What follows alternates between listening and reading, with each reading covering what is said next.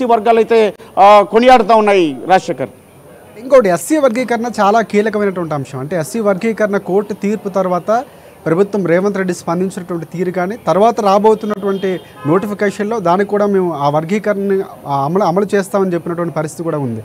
So ఇక్కడ ఏదైతే కుల సర్వేకి సంబంధించి కులగణనకు సంబంధించి ఇందులో ప్రత్యేకంగా దానికి సంబంధించినటువంటి పోర్టల్స్ ఏమైనా ఏర్పాటు చేసే అవకాశం ఉందా, కోలమ్స్ ఏమైనా ఏర్పాటు చేసే అవకాశం కనిపిస్తుంది అంటే ఆ లెక్కింపు ఎలా జరగబోతుంది అనేది కూడా కొంతవరకు సందిగ్ధత ఉన్నటువంటి పరిస్థితి కనిపిస్తుంది. దానికి క్లారిటీ ఇచ్చే అవకాశం కనిపిస్తుందా?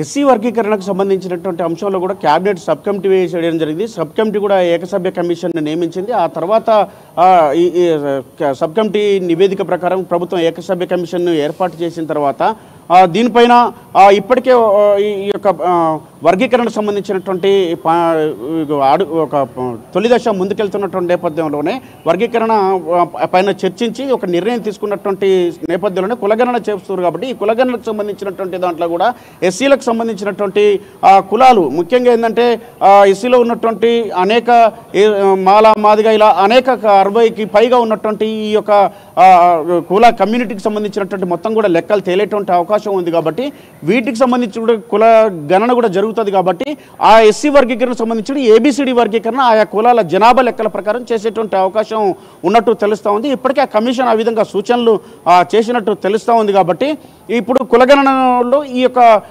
అంశం కూడా తేలేటువంటి అవకాశం ఉన్నది. ఇంకోటి అంటే బీజేపీ ప్రధానంగా ఎందుకు ఈ కులగణన చేస్తుంది? గతంలో సర్వే చేశారు, ఇప్పటికప్పటికి బీసీల్లోనో లేకపోతే కులాల్లోనో మార్పులు వస్తాయి, ఇలాంటి వ్యాఖ్యలు కూడా చేస్తుంటారు. ఎందుకు వ్యాఖ్యలు చేస్తుంది అనుకోవచ్చు? అంటే రాజకీయ విమర్శగానే ఇక్కడ బీజేపీ వ్యవహరిస్తుంది, ఆ విమర్శలు చేస్తుంది అనుకోవచ్చు. ఎందుకు సలహాలు ఇచ్చే ప్రయత్నం చేయట్లేదు అనుకోవచ్చు? కాంగ్రెస్ పార్టీ ఎప్పుడైతే ఈ యొక్క కులగణన చేపడతామని చెప్పిందో ఇటు దేశంలో అనేక సందర్భాల్లో కూడా కులగణన చేయాలని చెప్పి బీసీల కులగణన చేయమని చెప్పేసి కాంగ్రెస్ పార్టీ దేశవ్యాప్తంగా అనేక సందర్భాల్లో కూడా ప్రశ్నిస్తూ ఉన్నది. ఇటు ఆయా వర్గాలను బీసీలకు సంబంధించిన నేతలు కూడా పెద్ద ఎత్తున ఆందోళనలు చేస్తూ ఉన్నారు. కేంద్రంలో ఉన్నటువంటి బీజేపీ పెద్దలను కూడా కలిసినటువంటి పరిస్థితి ఉన్నది. ప్రధాని నరేంద్ర మోడీ దృష్టికి కూడా తీసుకొచ్చినటువంటి పరిస్థితి ఉన్నది. అయినా కానీ బీసీలకు సంబంధించినటువంటి అంశంలో ఎక్కడ కూడా కులగణనకు బీజేపీ ఎక్కడ కూడా యొక్క ప్రకటన కూడా చేసినటువంటి పరిస్థితి లేదు. కాబట్టి ఇటు బీజేపీ చేయనటువంటి పని దేశంలో ఉన్నటువంటి ఆ బీసీల సంబంధించినటువంటి కులగణన అంశాన్ని కాంగ్రెస్ లేవనెత్తింది. ఆ బీసీలకు సంబంధించినటువంటి అంశంలో ఎక్కడైతే కాంగ్రెస్ పాలిత రాష్ట్రాలు ఉన్నాయో అక్కడ ప్రధానంగా ముందు బీసీ కులగణన చేపట్టాలని చెప్పి భావించింది. కాబట్టి దేశంలో తెలంగాణను రోల్ మోడల్గా తీసుకునే విధంగా ఇటు దేశం మొత్తం ఇటు బీసీ కులగణన చేయాల్సిందే అని చెప్పి ఒక డిమాండ్ తీసుకొచ్చేటువంటి ప్రయత్నం అయితే చేస్తూ ఉన్నది.